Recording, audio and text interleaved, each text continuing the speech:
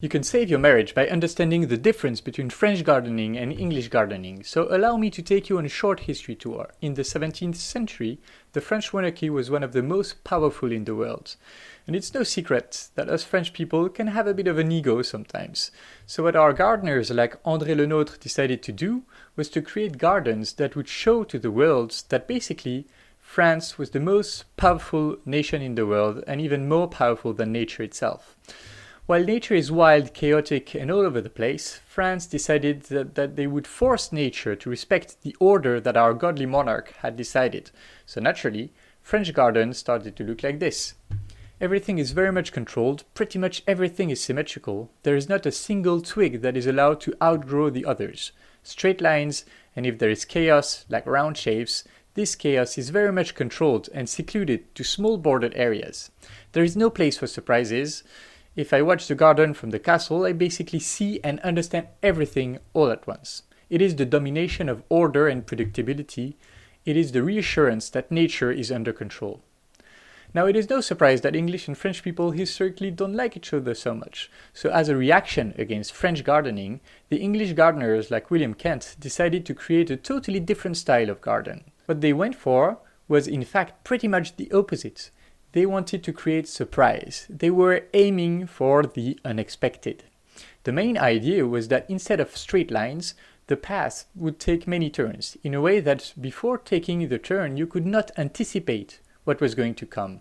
And then right after the turn you would stumble upon a magnificent Gothic chapel, or a beautiful bridge going over a small pond, or just a sudden change in vegetation. And around that, nature was in appearance allowed to develop freely.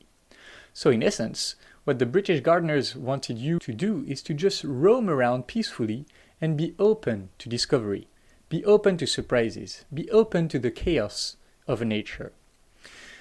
And for those who like terrorism, if you take the yin-yang symbol, the French garden is the white part, mostly white with a tiny bit of black, or in other words, mostly order with a bit of chaos, while the English garden is mostly black with a tiny bit of white in it. So now let's bring that back to marriage. Well, a lot of the time, spouses grow apart when one of them is living like the French gardening way and the other is living the English gardening way. So an example of the French gardening way is the engineer husband who is very practical and is extremely focused in keeping everything in order, working hard for finances and making sure that no surprises come to create chaos in the family life. However, the emotional world is always kind of chaotic, and his wife has a lot going on that she wants to obviously share with her husband. So she talks to him about it, but he answers that now is not the time, or just straight away gives the solution, like this is what you should do, or in other words, here is the straight line that you have to follow to get to where you want to go. However, what she wanted was not to go alone in a straight line. What she wanted was to roam around with him, explore her emotional world with him, turn left and right, and be surprised together. So eventually, after a few instances like these, she stops trying and starts to feel lonely. And eventually, she will go on that walk alone and meet some guy who happened to be walking around there as well. And then she will cheat, and her husband will blame her when in fact he bears a lot of the responsibility. Because if he had gone with her on her walks, she wouldn't even have noticed the other guy walking there too.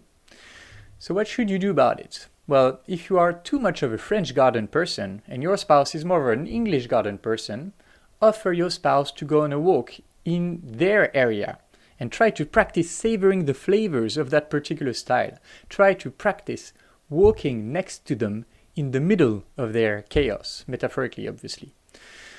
But let me know in the comments, where are you in the English versus French gardening spectrum, and what do you think are the consequences on your marriage?